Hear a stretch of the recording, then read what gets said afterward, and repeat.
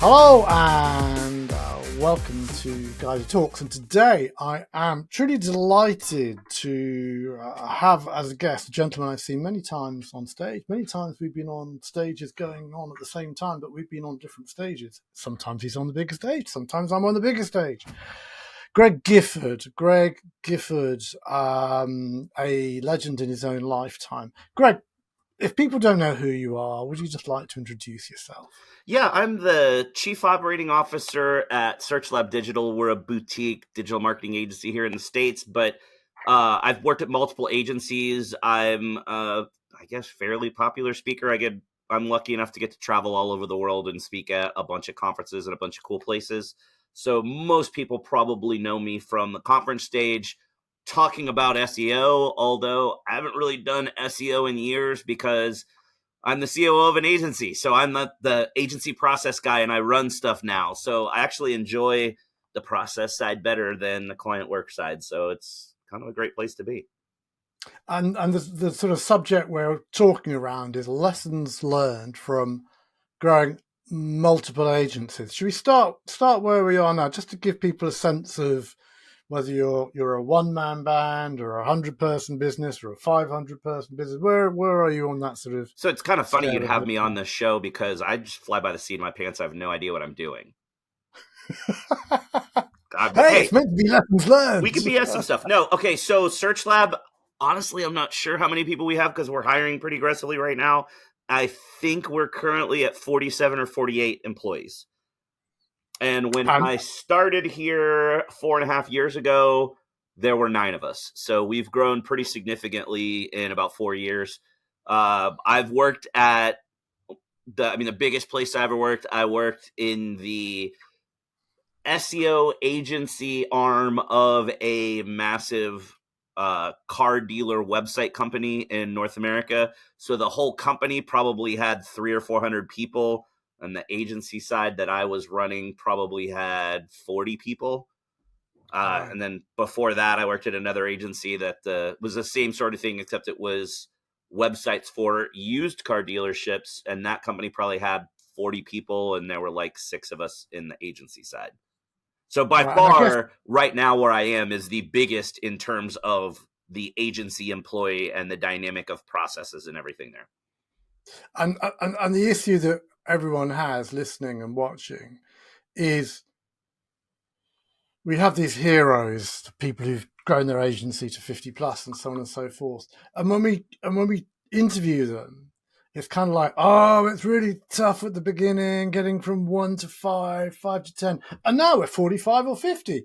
And they kind of miss out all the bits in the middle. And yet we know that the growth of an agency is a bit like the growth of a child, the baby, the toddler, the infant, and each of those different stages have different challenges and different problems, from you have no board at all to you've now got a board of 5 or 7 people, from it's all about me through to nobody knows who I am. Exactly. And there's all these kind of continuums going on. So can you see a kind of in retrospect, looking back, can you see sort of a developmental way in which the current agency grew, or common trends with the other agencies? No, yeah, 100% of the reason, 50% of the reason I got hired to work at SearchLab was because I had grown multiple agencies in the past, and they wanted someone to come in that knew how to get through that kind of messy middle part that you were just talking about, where they already had a few employees, but they wanted to get bigger, and our owner has no interest in selling. So I know a lot of agency owners out there, they want to grow it a little bit and then sell it and then do something else. Our owner is very vested in staying in it for forever and just growing it to be something that's kind of a legacy for his kids and be able to give back to the employees. And we've got lots of bonus structures and things like that to help give back. So that was, 50% was I speak on stages all over the world, and they knew that would bring us leads. The other 50% was the whole process part of getting through those kind of tough teenage years to be able to grow into a big agency. Would you like to just explain what you think some of those teenage years are, what those Oh, teenage years involved for yeah. you. I talk to agency people about this all the time, and you get the, I don't know what you call them over there, but here in the States we call them SEO bros. The Twitter guru personalities or LinkedIn guru personalities, and they're like, I run an 8-figure agency, so you should listen to me. And one of the things that people don't really get about these personas is they're just trying to get you to buy their course so that they can make an extra couple $100. Just because somebody says they run an 8-figure agency doesn't mean that person's a millionaire. I know tons of agency owners that run $1 million agencies, multi-million-dollar agencies, Yeah, but they only bring home $100,000 a year US. yeah, So you yeah. have to think, sure, maybe the agency bills a lot, but most agencies are probably running at like a 10 to 20% margin. So you're not making a ton of money off of all this. And the thing that most people don't get is going from a solo freelancer to an agency of a few people. That's one big step. And then you start hiring a few more people. That's your next big step. And nobody ever talks about when you're at that, 4, 5, or 6 range, jumping up to 30, that whole middle bit gets completely skipped. Everybody's like, here's what to do. I mean, you wrote this book. I've read your book that I got in Slovenia. And like, you talk about this stuff too. It's people don't think about how to set yourself up for the win in the future.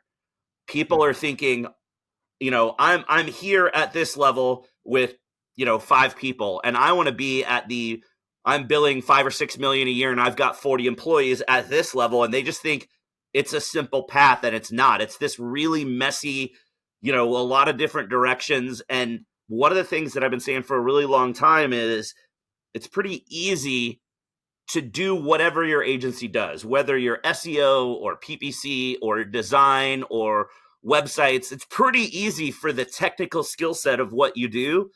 It's not easy to run an agency. Most people don't realize it's a completely different skill set to be able to run your agency and to grow and to excel and be profitable than it is to be good at doing whatever it is that you do. And I think that's where most people miss out. Somebody really loves to do SEO, for example, and they're a freelancer. They leave their in-house job or their agency job. They start their own thing.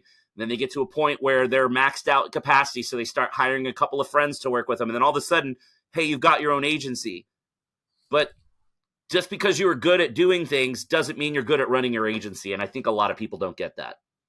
Absolutely. And I love that, because I can think of, in the last 2 or 3 months, I can think of 1, 2, 3, 4 agencies who've gone, one went from 45 people down to 5.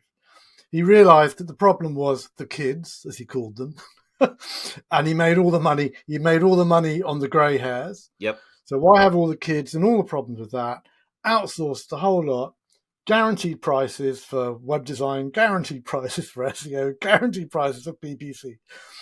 They now have to worry about the hours and the billing, and the agency was better. And then the other 3 were about 15, 20 people. Same idea. Let's sell strategy. Let's reduce it to 5 people. Let's sell strategy and get other people to do the execution, because what they weren't good at is the scaling of the business. They Yeah. weren't good at going 10, 15, 20, 25. And that's where I mean, you wrote a darn book about it. You do this stuff all the time, but I would guess you probably agree with me. I think that's the mistake that most people make when the agency doesn't work well. It has nothing to do with the results you get for your client. It doesn't have anything to do with customer service, although those 2 things are incredibly important for growing your agency. It has to do with they don't have the right process-oriented brain of anyone on staff that can say, hold on, you want to be up here and we're down here. We have to think through every minuscule step to get there. You can't just automatically get there and be good at it. Yeah, I mean, one of the things that I see all the time is the solopreneur on their own. Yeah. They make $100,000 US. They give the accountant $1,000 and they buy a new laptop for $2,000. They take home $97,000. They employ 10 people, each generating 100,000. That's $1 million. I'm a millionaire because we do $1 million a year, and they make maybe 10% profit. Yeah. which is 100,000. So for all the problem of employing 9 more people and finding laptops and finding computers and them being ill and not being ill and parents dying and falling in love with each other and not turning up for work And and taking time off for a month holiday and all that kind of stuff for an extra $3,000 a year. yeah, it's not worth it. No, that's right. And I think people realize that. They kind of realize, oh my God, I can now turn up at these agency events and say, yeah, I run a 6-figure agency. Yep. But I know a lot more, one-person agencies who are really happy and they can just disappear to Honolulu for 3 months and work off a laptop on their knees, or they can outsource it, but they've kept it really small and they're doing their $150,000 a year. And there's nothing wrong with that if that's what you enjoy. But, for me, I love the fact, I was just at a conference in Seattle last week and I was catching up with several people that I hadn't seen since pre-COVID times. And they're like, hey, what's going on with your new gig and how do you like it and whatever? And I'm like, man, I love it because I don't have to talk to clients and I don't really have to manage team members. So I get to sit in my office and figure out the processes for everything and really be the guy running things, but I don't really have to talk to people. So it's kind of cool. I like it. But if I really, really, truly enjoyed the doing of SEO, I don't think I would enjoy this role. And it's not that I didn't enjoy it, I did, but I enjoy this more. This vibes more with the way that my brain works, and I feel like I'm pretty good at it. I've done it multiple times, so I like where I am. And I'm in no way telling people, hey, this is the job that you should aspire to. But if you're out there in agency land and you don't really like dealing with clients or you don't really like managing the people on your team, maybe an operational role is somewhere you would like to be because you still have your fingers in the pie, but you don't have to do all the bits that you don't like to do. So what's the difference in the brain and the mindset of an agency? Should I just call it an agency grower versus an agency owner? Because in my mind, agency owner is my agency. We do all this cool stuff. Yep. We've got all these cool clients. We've got all this cool tech stack. I'm in the middle of everything. Everything comes through me. It's dead exciting. I'm full of dopamine. Wherever I go, I have to have a phone with me because who knows who's going to phone me right now. Right. And okay, so that's that kind of agency owner, and in a way they sow the seeds of their own destruction because they're in the business and they just can't step back, which I guess is in a way a clue. I'd be interested to know what you think that you do, which is so very different from the agency owner in the business. Yeah, so we have a really good dynamic between the owner and myself, and it's kind of the typical CEO, COO dynamic, and most people don't really get what the difference is between the two. But the easiest way to sum it up is the CEO or the agency owner is typically the idea guy or gal. They're the ones that I want to do this, but they don't really think about the steps to get there. They just say, this is what I want to do. And then the COO is the person that makes those ideas happen. However the steps need to fall, the COO is like the CEO/owner says, here's an idea. I want to go do this thing. The COO is the one that figures out how to actually make that thing happen and to make it a repeatable process that doesn't cause the agency to stumble and lose clients. So that's kind of my gig. My gig is to take this thing and our owner always says it that he'll come up with an idea and know it's a good idea, know it's a good direction to go, but he's thinking of step 1 and step 50. And as soon as he mentions it to me, my brain immediately says, all right, here, we need to do this, this, this, and this, and this. That literally he's thought out this idea. And then he brings it to the table to the leadership team and everybody else is like, oh yeah, that's great. And everybody's cheerleading. And I'm like, oh, hold on guys. You're not thinking about this thing and this thing and this thing that we're going to have to do to be able to get there. And everybody's kind of like, how did you even think of that quickly? And that's just the way my brain works.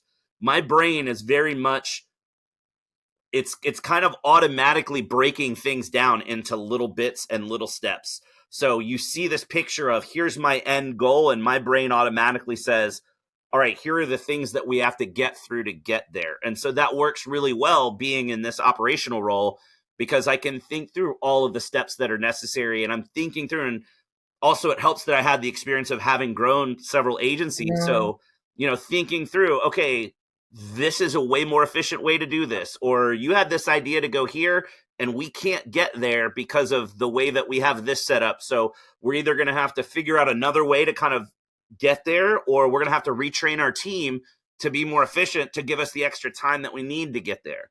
So it's Yeah, really breaking things down to a granular level and thinking through, if this is my goal, how do I actually get there? don't you think that the guys and gals who are running a 10 or 15 person agency, but also suffering from PTSD at the same time, don't you think they believe that they can do what you've just described? Don't Oh, you think that tons they of think, people believe they can do it, but you really need that person with an operational brain set that can figure these things out. Because I've known agency owners that have worked at other agencies and left to do their own thing, and they just follow all the same processes that were yeah, set up at the other agency without yeah, ever thinking outside of the box and saying, yeah, well, just because we did it this way at the last place doesn't mean we have to do it this way here. I mean, when I came on to Search Lab and, we were having discussions and interviews and whatnot, and when it kind of got far enough through that I knew they really wanted me, and I really was vibing with the whole direction of the company and just the values of the company, I said, look, I'm really interested in this, but I basically need it to be guaranteed on paper that that I am coming in to just completely go nuclear and destroy all of the processes that you have in place. And they, at Search Lab, we're a boutique agency where most agencies have kind of teams of subject matter experts that will do various things for clients. We take the boutique approach where each consultant does everything for a client. So it's mm, different hiring. It's a different structure. It's much more horizontal than vertical. And they weren't set up that way. They were the typical agency setup when I came in. And I said, look, I'm going to go completely nuclear, blow this up. You're probably going to lose some employees, so be ready for that. But it is much more efficient to scale the way that we do it now than the way that we were doing it before. And I sat down and I'm a spreadsheet nerd. I love playing in spreadsheets. And so I built out a couple of scenarios of all right, here's what scaling up to, you know, $3 or $4 million looks like with the setup that you have now versus here's what it looks like with the setup here. And you can see the operational efficiency was so much better with the way that we're doing things now. And so, he had to kind of have that leap of faith of this guy's completely going to just drastically change the structure of this agency and the lifeblood of this agency. And luckily I'd done it before, so they kind of trusted that I knew what I was doing. But you kind of have to do that sometimes. You kind of have to just throw the playbook out of the window and say, is this really the best way to do these things? Just because we've always done it that way doesn't mean it's the right way to do it. yeah. And I guess it gets easier. It's like it, it's much easier to make your second million than your first million. And it's much easier to run your second agency than your first agency. Yeah. So if we're going to look at a kind of a list of lessons learned, if we're going to do a kind of a bullet point list, if we're going to do a kind of okay, Greg, come on, let's just suck some stuff out of your brain. What are the things that you think you've sussed out that you didn't? Yeah. It's almost like, what would you say to your 20-year-old self? Right. It's like, what Oh are yeah. the lessons you learned?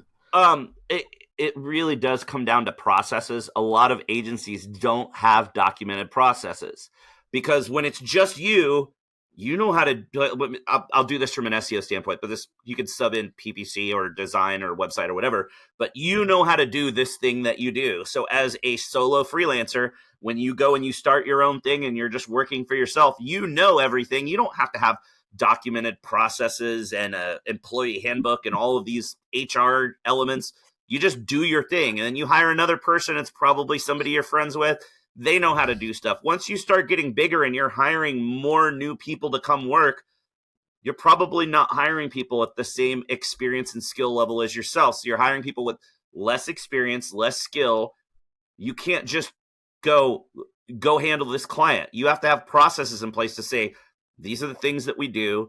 And the other thing that a lot of people don't think about, which is crazy to me, is a lot of people don't do time tracking. And from a digital marketing standpoint, that's what you're selling. You're selling your expertise and your time.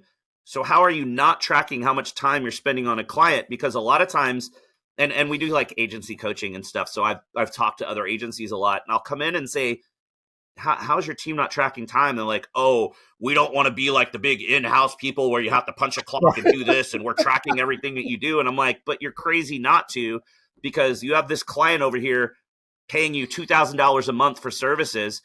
And if we really look at how much time is being spent, you're losing money servicing that client because you just have time available. Your team has time available because you're not efficient with the way that you set things up. And so they can serve that client a lot more than that client should be served because they've got the time.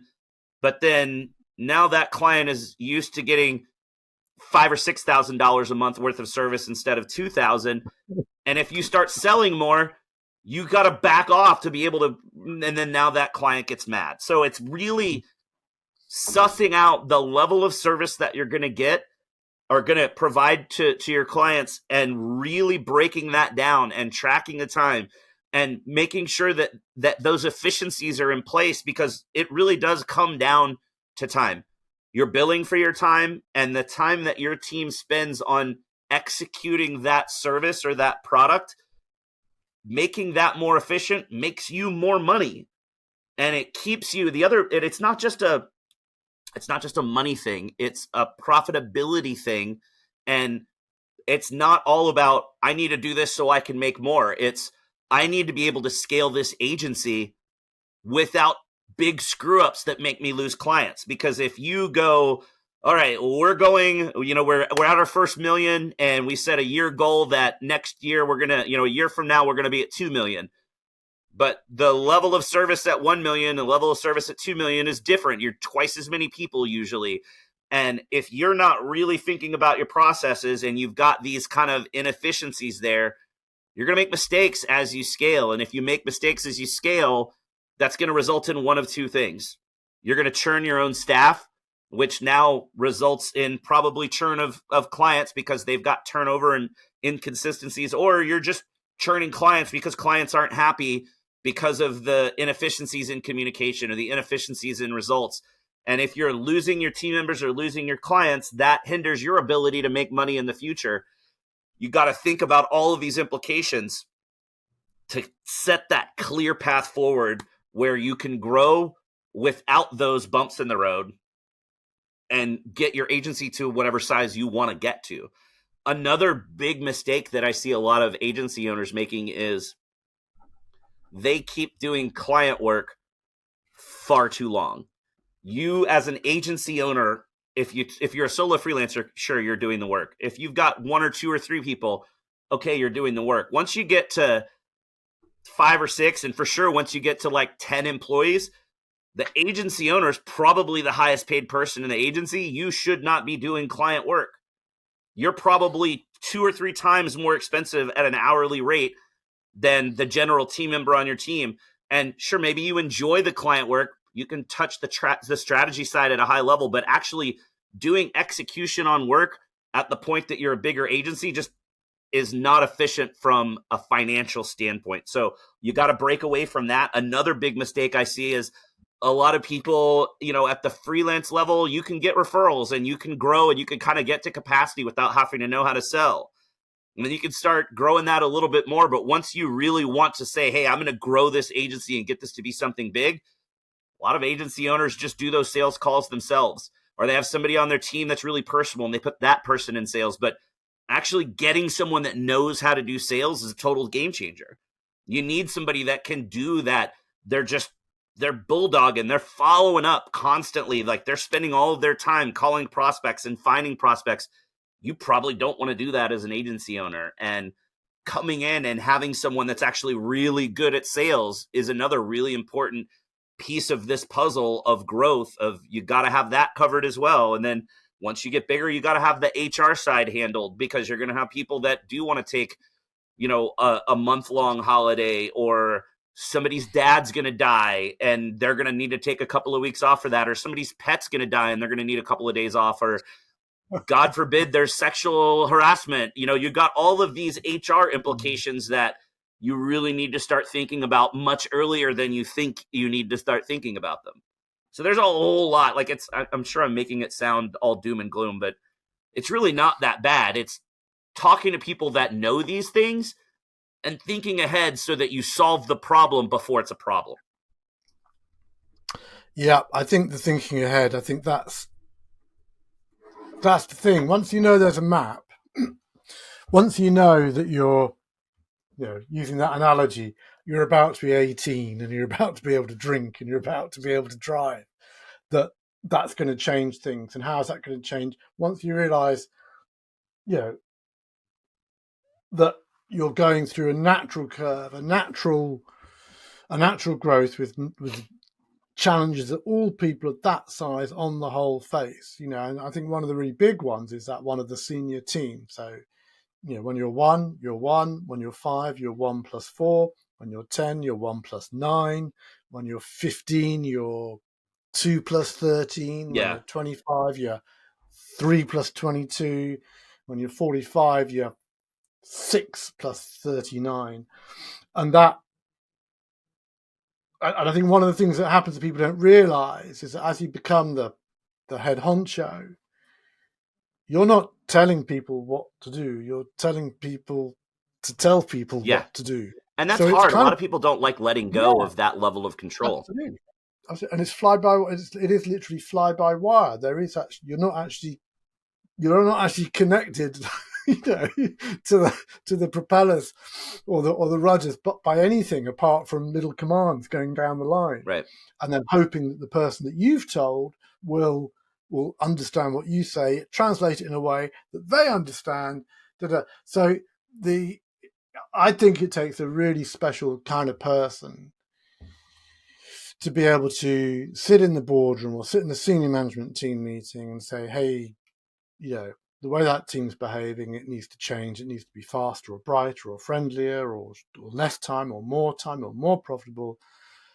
You go away and make that happen. Have the confidence in your team that they get it, and then have the confidence that their team will have the relationship with them, that the thing that you wanted to happen would happen.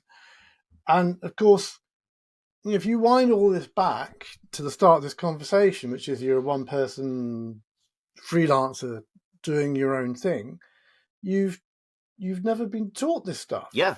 And that's an important point. There's a really big implication here that I think a lot of people don't get. And I've had a lot of these conversations internally at every agency that I've worked at is, as you're growing, you're typically hiring friends or people that you at least kind of know of up to a certain level. Then you have to just kind of open it up to the public. And then as you grow, initially it's fairly horizontal. It's you and a couple other people and you're all doing the work.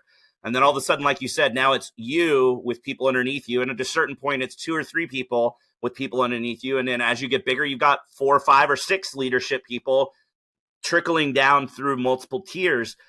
And the thing that's really important to understand is at the consultant level, the initial ground level, you're the front line dealing with customers and executing the work.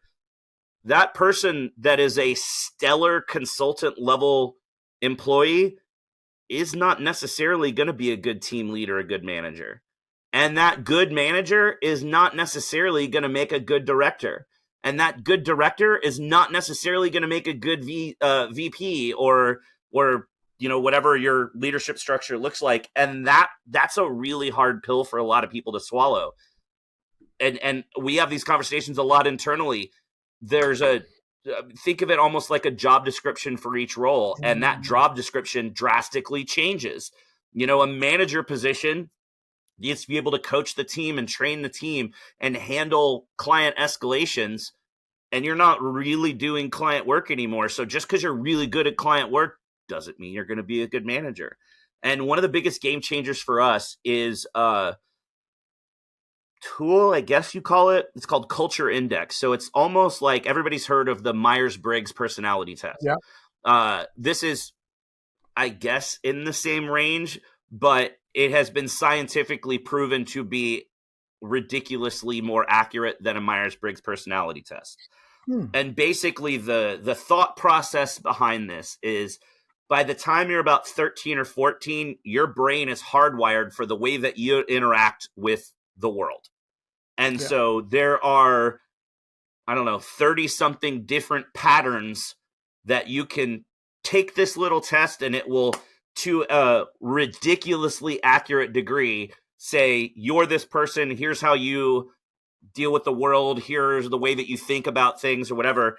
And like when we were learning about this and the leadership team was going through the training, one of the things we had to do was give this to friends so that we could learn how to interpret what the test says by looking at the 4 scores. And so I did it for my wife, and my wife was freaking out. She was like, some of these things are so true, and I've never even told you. So it's weird that this test gets it right. So then the way that the test works is you come up with the ideal pattern for a role. So there's a separate test that you take to basically match up elements to what your job description is. Like if this person is customer facing, they're going to need to be a friendlier, customer service oriented person. If they're not, then that part doesn't matter. So you've got all these questions of like, on a scale of 1 to 5, how important is this aspect of the role and this aspect or whatever. So you build this job description in the system. And then when you are hiring new candidates or promoting people from within, you give them the quiz or the test for that particular job, and it will give you a score. And if they're not enough of a match for that position, you probably shouldn't put them in that position. And it's really helped us with the fact that for a while before we were doing this, the person hiring for the role would sometimes pick somebody that was really great in an interview, that was really friendly, and it seems like you'd want to hang out and have a beer, and you're like, oh man, this is going to be such a social fit for my agency, but then their skill level wasn't quite there. Or maybe you hire somebody based on ridiculous skills, but they're awful at talking to clients, and that's part of the role. So this really helped make sure that we hired the right people and put the right butts in the right seats. And, 2021-ish, we were really struggling with a lot of employee churn. People just kind of weren't really happy. And it was not any fault of ours other than once we started using Culture Index, we realized we weren't hiring correctly. We were hiring incorrectly for the roles that we tried to fill. And once we started using Culture Index, we don't have that employee churn problem. Now, when we churn employees, it's because they've been working here for a while and they're moving on to bigger and better things, and good for them. And we're happy for that. As opposed to we hire somebody and 3 months later, they're like, man, I'm out of here. I'm getting another job. So getting the right people in the right seats is hugely important for the growth of the agency.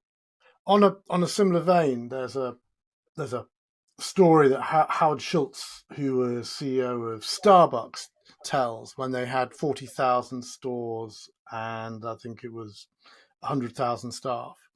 He said that he measured everything. He knew the temperature of the milk and the cream and the coffee. He knew how much coffee they had in every store. He knew who was on, who was off, who was coming in, how many seats were taken, how often the washing machine was used. He measured everything. And he said that the only measure that actually really counted, despite having this obsessive tech measure thing, was the 1 meter, the 3 feet between the barista and the customer. That was the most important measure that there could be. So I'm wondering, you've got 45, 46 people there. How do you measure the quality of the engagement, the way in which your customer-facing people are dealing with That's an excellent question. And that's another thing I think a lot of agencies miss out on. They're like, hey, we get your results. Cool. But if you suck at customer service, you're still going to churn clients.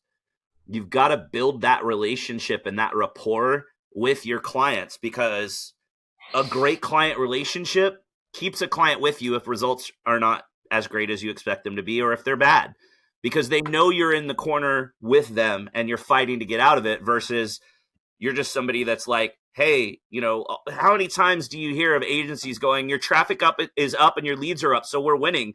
And the client's like, but our sales aren't down from what they were 2 months ago. So you're saying you're winning because you're looking at traffic and leads. We're saying we're losing because we're looking at the dollar amount. You have to make that connection and kind of breach that gap. And understand what's important to your client. And customer service is a huge part of that. We actually have a really cool tool that I got lucky to get into the beta for. So it's a dude in London, or I'm not sure if he's right in London, but in the UK. And he's created this tool called Kaizan. And so it is an AI attachment to all of your Zoom or Google Meet or Microsoft Teams calls. And it also attaches to your email. And so now we have a record of all conversations and all client communication points that go into this AI system, and it monitors for words. So we can put in keywords that we want to monitor for of things that we know, hey, this means a client might be on the fence or might be looking for another solution. And if they mention that thing, we get an automated alert during the call because the AI notices it. And so it sends the team an AI alert that says, hey, this client just said this danger phrase, and we need to, swing in and make sure they're happy. It also just scores client sentiment in general. So before, we always had a thing in Salesforce that was a little field that after every client phone call, our team was supposed to go in and update that field if the client's vibe changed, being from super happy to super upset. And, there's 5 steps in between. We don't have to do that anymore because now this Kaizen tool gives us a score for each client. It also monitors if important decision makers are on calls because, a lot of time the person that you're talking to on the client side is just like a marketing manager or whatever role and not the ultimate decision maker. And if that ultimate decision maker checks out and doesn't really participate in that relationship, it's harder to keep that client. And so this tool will monitor and say, hey, look, this important decision maker hasn't been part of communication in 2 months. Let's get them re-engaged. And this tool has been really amazing for us because it helps our team on the go understand the vibe of each client and concentrate more on giving great customer service. And it's a dashboard at a high level where we can jump in and then sort that list and see which clients do we think might be a red flag client that maybe there's going to be a fire sometime soon. And it's actually worked shockingly well to predict those client fires because you can tell when customer service is lagging or when those important decision makers are not either showing up at all or rescheduling a lot of calls. I love that. So that's Kaizan.ai, yeah? Yep. That's a really nice one. We're about to finish time. So before we wrap up, is there any other little little lessons you've learned? Is there anything else you think we should add to the lesson before we ask you for your big I think finale? I said it earlier, but honestly, I talk about agency growth and agency scaling a lot with different agencies and people all over the world. I truly believe anybody can deliver whatever service we're talking about, whether it's SEO or PPC or site design or email marketing, whatever it would be. Anybody can deliver that service. The agencies that are successful, that scale, and not only scale and get bigger, but they scale and get bigger and they're pretty profitable so that, it's not like we talked about earlier where now you've got 10 people, but you're making less money than you made when you were working by yourself. The people that get there, it has nothing to do with the skill of delivering the product or service. It's having the right agency processes in place so that you can reiterate and scale, and you've got that eye on time and profitability so that as you scale, you're also scaling in a responsible way and not just let's blow out growth. And even if we're losing money, it's okay because we'll get to a certain point where we're making a lot and then we can turn it around. That's the wrong way to look at it. From the beginning, have the right processes in place that will allow you to scale to whatever size you want to scale to so you don't every year have to completely redo the way that you run your agency. Brilliant. So I ask the question very often for podcast guests. I'll ask you, what's the golden nugget? What's the secret? What's the one thing you really wish you'd have known as a 20-year-old to actually make this growth thing happen? Oh man, if I could talk to my 20-year-old self, I would say don't be scared to let go and let other people actually do the client work. That was the biggest thing for me, was even as we started to scale at every agency, learning to let go and learning to trust that you've got the right people on your team to handle those services so you can do the higher level things that lead to agency growth.